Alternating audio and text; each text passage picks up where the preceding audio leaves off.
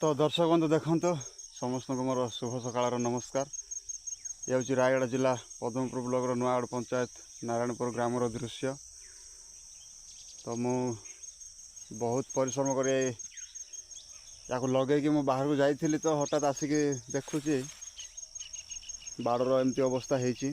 तो मु घरे पचारे यहाँ कमी कौन है से मैंने कहले कि एरा सब 2 तारिखर वर्षा पवन सब एमती ढली जाइए तो बहुत सारा नष्ट हो जाइए। तो मत बहुत दुख लगे कहीं पूरा 2 एकरा प्राय मिनिमम 40,000 पाखापाखि मु खर्च करके लगे जाइली।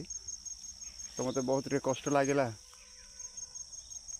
बहुत सारा नष्ट हो जाइए सब गछ भांगिक एमती तले पड़ जाइए।